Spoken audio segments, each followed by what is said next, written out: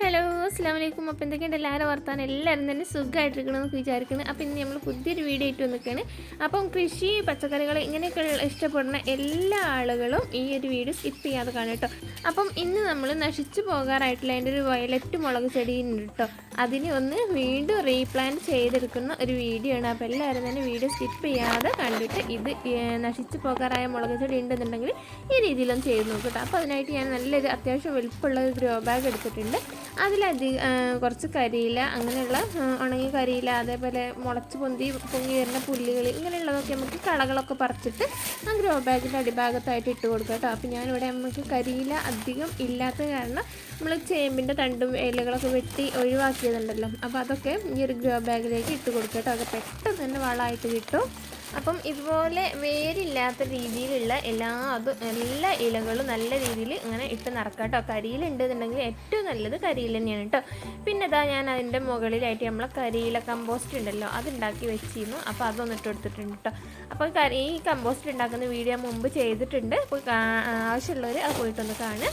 പിന്നെ അതിൻ്റെ മുകളിലായിട്ട് നമ്മൾ പോട്ടി മിക്സ്, മണൽ ഒക്കെ കൂട്ടിച്ചേർത്തിട്ടുള്ള ഒരു പോട്ടി മിക്സ് കേട്ടോ. അതിലൊക്കെ നമ്മൾ കിച്ചൺ വേസ്റ്റ് കളിച്ചിട്ട് അതൊക്കെ ഒരു വളമല്ല, നല്ല വളക്കൂറുള്ളൊരു മണ്ണാക്കി മാറ്റി വെക്കാറുണ്ട്.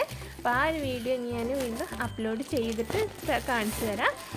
അപ്പോൾ ഈ ഒരു പോട്ടി മിക്സ് ആയിട്ടുള്ള ഈ ഒരു മണ്ണ് ഞാൻ ഇതിൽ ഏകദേശം ഒരു 1/4 ഭാഗം നിറച്ച് വെച്ചിട്ടോ വീണ്ടും നമ്മുടെ ഈ ഒരു കരിയില കമ്പോസ്റ്റ് ഇട്ട് കൊടുക്കുക. അപ്പോൾ ഈ ഒരു രീതിയിലാണ് നമ്മളതിന് ഈ ഒരു ഗ്രോ ബാഗ് ഫില്ല് ചെയ്യണം കേട്ടോ. അപ്പോൾ നമ്മൾ ഈ പോട്ടി മിക്സിന് ഈ കരിയില കമ്പോസ്റ്റ് തയ്യാറാക്കുന്ന സമയത്ത് തന്നെ ഇതിലേക്ക് ആവശ്യമായിട്ടുള്ള കുമ്മായം കാര്യങ്ങളൊക്കെ നമ്മൾ ഇട്ട് കൊടുത്തിരിക്കണം. അപ്പോൾ ഇതാണ് നമ്മൾ കരിയില കമ്പോസ്റ്റ് കിട്ടുക. അപ്പോൾ അത് ഇടയ്ക്കിടയ്ക്ക് നമ്മൾ റെഡിയാക്കി വെക്കുകയാണെന്നുണ്ടെങ്കിൽ നമ്മൾ ഇതുപോലെ കൃഷികളൊക്കെ ചെയ്യുന്ന സമയത്ത് നമുക്ക് ഉപയോഗിക്കാൻ പറ്റുന്നതാണ്. അപ്പോൾ നമ്മൾ ഈ ഒരു ചെടി കണ്ടോ പറ്റ നശിച്ച് പോവാറായിട്ടുണ്ട്. അപ്പം നമുക്കിത് ചെറിയൊരു കപ്പിൽ ഇങ്ങനെ ഒരു തൈ നട്ടതാണ്. പിന്നെ അതിൻ്റെ പരിചരണം കാര്യങ്ങളൊക്കെ കുറഞ്ഞ കാരണം അതിങ്ങനെ അങ്ങോട്ട് വളർന്നു കേട്ടോ. പിന്നെ അതിൽ കായ്ഫലം വളരെ കുറവായിരുന്നു. അപ്പം നമുക്കത് തിങ്ങി നിറഞ്ഞ് കായ്കൾ ഉണ്ടായി കിട്ടുന്നതാണ് കേട്ടോ. ഈ ഒരു രീതി ട്രൈ ചെയ്ത് നോക്കുക എല്ലാവരും. അപ്പോൾ നമ്മൾ ഇനി അതിൻ്റെ മുകളിലേക്കായിട്ട് ഇതേപടി ഇതിലേക്ക് ഇറക്കി വെക്കുക. എന്നിട്ട് അതിൽ വീണ്ടും ഫില്ലിങ് നിറക്കുക കേട്ടോ. അതായത് പോട്ടി മിക്സ് ഒന്ന് നിറച്ച് കൊടുക്കുക. അപ്പം ഇത്ര മാത്രമുള്ളൂ. പിന്നെ നമുക്ക് ചെടി കുറച്ചങ്ങോട്ട് വളർന്ന് തുടങ്ങിയതിന് ശേഷം നമുക്ക് വളപ്രയോഗം തുടങ്ങാവുന്നതാണ്. പക്ഷെ വളം ഇട്ടില്ലെങ്കിൽ ഇത് നല്ല രീതിയിലുള്ള അടിവളം നമ്മൾ ഈ ഒരു കരിയില കമ്പോസ്റ്റും അതുപോലെ തന്നെ അതിൻ്റെ അടിയിൽ ഇട്ട് വരുന്ന കരിയിലകളും കിച്ചൺ കമ്പോസ്റ്റ് ആണെങ്കിൽ അങ്ങനെയുള്ളതും ഒക്കെ ഇട്ട് കൊടുക്കാം കേട്ടോ. പിന്നെ ഞാൻ വീണ്ടും പോട്ടി മിക്സൊക്കെ ഫില്ല് ചെയ്ത് നമുക്കതിന് അല്പം പൊത ഇട്ട് കൊടുത്താൽ മാത്രം മതി. നമ്മുടെ ഈ മുളക് ചെടി ഇനി വളരെ ഹെൽത്തി ആയിട്ട് തന്നെ നമുക്ക് വളർന്നു വരും കേട്ടോ. ഈ ഒരു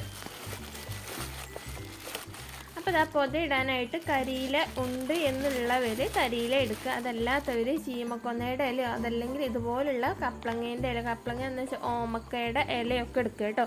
അപ്പം ഇത്ര മാത്രമേ ഉള്ളൂ. നമുക്കതിന് വെള്ളം ഒഴിച്ചിട്ട് നല്ലൊരു വെയിലുള്ള ഭാഗത്തേക്ക്, വെയിൽ കിട്ടുന്ന ഒരു ഭാഗത്തേക്ക് നമുക്കതിനെ മാറ്റി വെക്കുക. ഈ രീതിയിൽ നമ്മൾ ചെയ്യുകയാണെന്നുണ്ടെങ്കിൽ നമ്മൾ ഏതൊരു നശിച്ചു പോകാറായ ചെടീനെ നമുക്ക് വീണ്ടും ഹെൽത്തി ആക്കി എടുക്കാവുന്നതാണ്. അപ്പോൾ എല്ലാവരും ചെയ്ത് നോക്കുക കേട്ടോ. വീഡിയോ ഇഷ്ടപ്പെട്ടെങ്കിൽ എല്ലാവരും ചാനൽ സബ്സ്ക്രൈബ് ചെയ്ത് സപ്പോർട്ട് ചെയ്യുക.